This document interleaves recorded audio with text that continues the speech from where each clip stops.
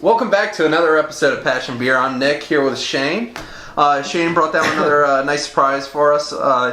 He brought down the Dogfish Head Faithfull Ale. That's right.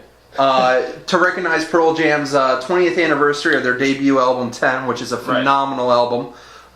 If for some reason you've been living under a rock and haven't heard it yet, I highly recommend just go out and buy it. Absolutely, you won't be disappointed. Do you know anything else about the... No, not at all. Yeah, no. It's a Belgian-style golden ale with the addition of currants. 20 IBUs, dry hopped. Not dry hopped, delicately hopped. Fruit forward. So hopefully we're going to get some fruitiness on Belgian-style base beer, something along those lines. So we'll probably get some nice notes from the Belgian yeast that's used in this puppy.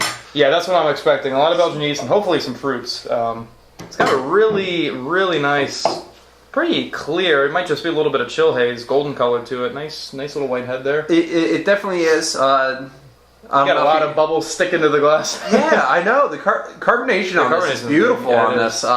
Definitely a nice golden style Belgian ale. I mean, it definitely fits the description of the style right to the T. You don't really get much better than that, to be quite honest with you. Oh wow, the aroma is exactly what I love. You know what it reminds me of? It really does smell like Midas Touch. It does. I get that that kind of like that white grape, that honey, something along those lines. Gonna drink it ahead of me without doing a cheers. You know what? I needed a little sip. It definitely stays true to the Belgian style right off the bat with the aromas and the taste. No, definitely. It's not overly yeasty, and I think the fruits definitely come in on the back end for me. It's not that punch in the face up front, but I think as it sits here, it's really nice. It's got a nice sweet character at the end. Kind of honey-like. The nice thing about this is how sessionable it is. I mean, I could see myself sitting here and plowing through a bottle of this without any problems whatsoever. Yeah, it's at 7% too. Yeah, so that can be a little dangerous. No, it is. It's really, really drinkable. Really good. It's surprising, actually. It doesn't get the best of ratings online right now, but that's really nothing to judge by. Everyone has their own individual taste. But well, it's nothing earth-shattering by any means, but it really hits home on all the different criteria for a Belgian style. It does. Beer. Right. I mean, you do get a little bit of the yeasty taste, but it's nothing overpowering.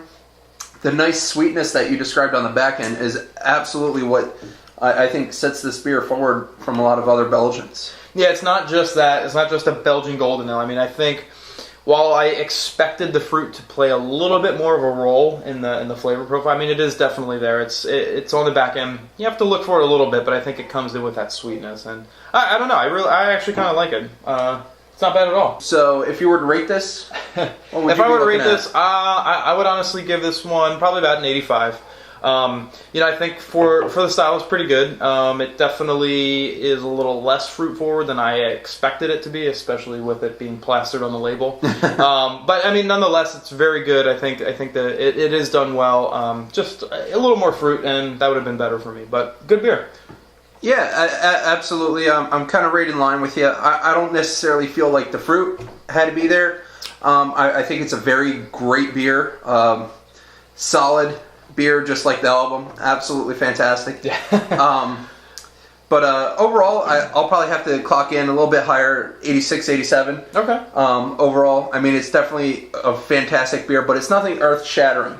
And I think Dogfish Head likes to tweak with the criteria a little bit for the different quote-unquote genres of beer. I kind of expected it to be a little over the top, but I mean, it's okay to not have that all the time. Right. You know what I mean? It's good to appreciate the subtlety in the beer. And I think that's what this goes after. It's that subtle fruit flavor with a little bit of that nice sweetness at the end. So, good for me. Good for you. Oh, absolutely. Thanks for joining us on another episode of Passion Beer. I'm Nick, Shane, and we're signing off. See you guys next time. Cheers. Cheers.